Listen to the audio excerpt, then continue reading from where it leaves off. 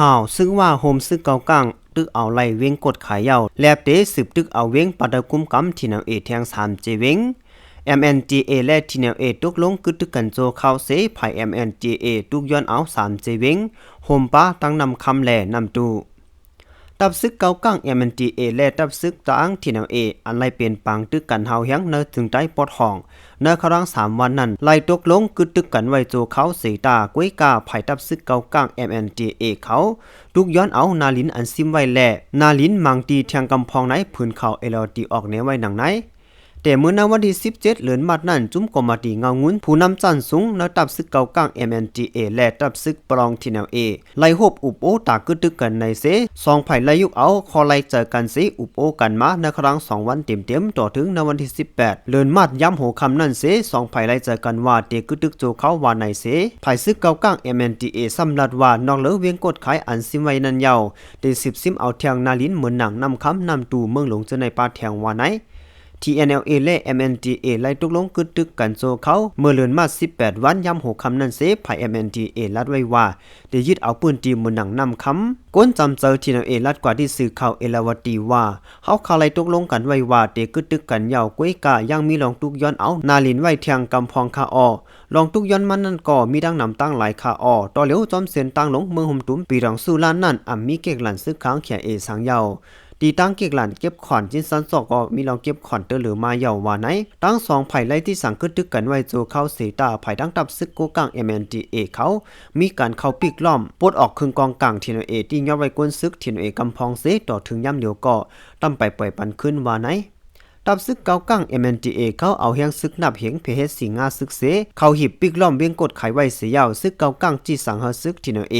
ถอนซึกออกเวียงกดไขเมื่อวันที่12ในเดือนมาดนั้นยาวถึงมาวันที่14เดือนมาดนั้นตับป้องจูซึก MNDA ไล่เตะรอตึก TNLA เนจะเวียงกดไขหลายๆดีพร้อมกันเสที่ยับหุบซิมปุด8กองจุ่มซึก TNLA เขาเสเอากว่ากุมขังไว้ตั้งนำว่าไหนพ้องซึกโกกัง MNDA เข้ารอตึกซึก TNLA นั่นตับซึกว่า UWSA ก่อเหตุจอมหนังแขและซึกมันทุกย้อนไว้นั่นเสโฮมมือกันตั้ง MNDA เสส่งเอ็นแห้งซึกตับคอมมานโดตา94ล้ำ9อ่อน3ล้ำขึ้นกว่าจูซึกเก่ากลางตั้งลาเซลนุงโคกนซึกเก่ากลางเสตึกเพียวดึก8ซึก TNLA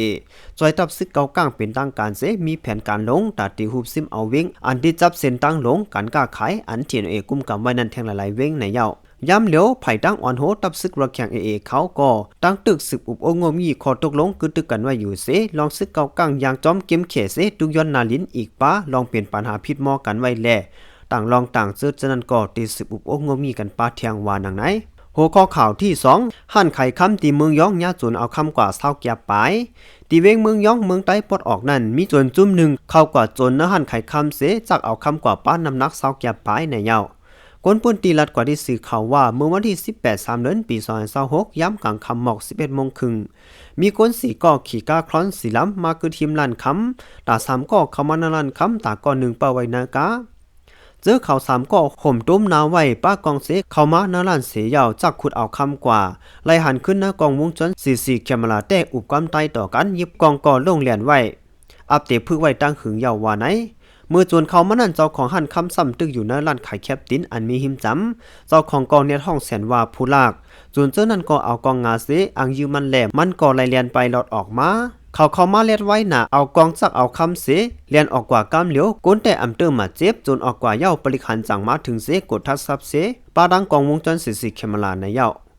คนที่มอมหลอดว่ามือวงป่นมานั่นไล่หันกะอันจนขี่มานั่นมาเรียบอยู่ซ้อมหันไข่คำคัดลำว่าเดมาด้วยแสงเงาไล่มันอ่อนตั้งว่าไหนตีเมืองยองในปี2025ถึงปี2026ในมีคนจนเข้ามายาว3ปอกเขาว่า6เดือนละ1ปอกมีลองจนกันในยาวกอบนั้นแลพี่น้องเขาเจอมีเงินมีคำนำนั่นก็ฟังกันเสกำขา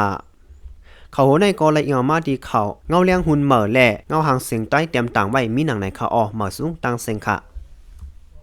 TNLA နဲ့မြန်မာမျိုးသားဒီမိုကရက်တစ်မဟာမိတ်တံပတော် MNDA တို့ကြားတွေ့ဆုံဆွေးနွေးမှုနေ့ရက်မြောက်ယမနေ့ညအတွင်းအပြည့်ရဲ့သဘောတူညီမှုရရှိခဲ့ကြောင်းသိရသည်။မလ18ရက်ည12နာရီအတိအတွင်း TNLA နဲ့ MNDA တို့အပြည့်ရဲ့သဘောတူညီမှုရရှိခဲ့ပြီးမြေပြင်ရှိတပ်မိုးများကိုလည်းညွှန်ကြားထားပြီးဖြစ်ကြောင်းနှစ်ဖက်တပ်များနဲ့နှီးစပ်သည့်စစ်ရေးသတင်းရင်းမြစ်များကအတည်ပြုသည်။အပြည့်ရဲ့သဘောတူညီမှုရပြီးတော့လဲယနေ့အခြားကိစ္စများဆက်လက်ဆွေးနွေးနေကြောင်း တွေ့ဆုံဆွေးနွေးမှုကို AA ခေါင်းဆောင်များကပါဝင်ညီနိုင်ပေးနေကြောင်းဆွေးနွေးပွဲနဲ့နှီးဆက်သူများထံမှသိရသည်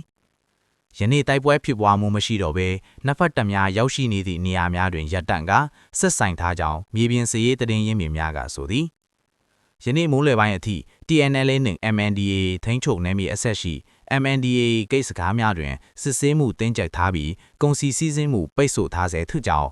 MNDAA ထိုးစစ်အတွင်ဖမ်းဆီးထားသည့် TNLA တပ်ဖွဲ့ဝင်များနှင့်ဒေသခံအရက်သားများအားပြန်လွှတ်ပေးခြင်းမရှိသေးကြောင်းသိရသည် TNLA ကုတ်ခိုင်ကိုပြန်ထိုင်ခွင့်ရမလား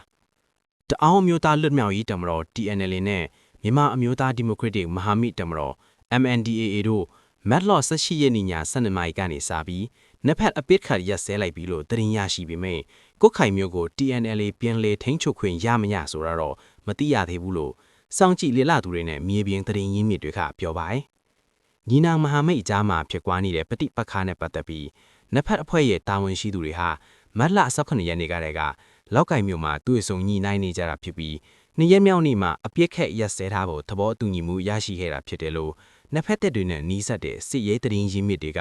ARD ကိုအတည်ပြုပါတယ်။ TNLA နဲ့ MNDAA အပြစ်ရဲ့သဘောတူညီမှုရရှိခဲ့တဲ့ကိစ္စနဲ့ပတ်သက်ပြီးနှစ်ဖက်အဖွဲ့ရဲ့တာဝန်ရှိသူတွေက ARD ကိုအတည်ပြုဖြေကြားတာမျိုးမရှိသေးပေမဲ့မြေပြင်တပ်မှုရေးစီကိုတော့ညွှန်ကြားချက်တွေရောက်နေပြီဖြစ်တယ်လို့နှစ်ဖက်တပ်တွေနဲ့နှီးဆက်တဲ့သတင်းရင်းမြစ်တွေစီကစုံစမ်းသိရှိရတာဖြစ်ပါတယ်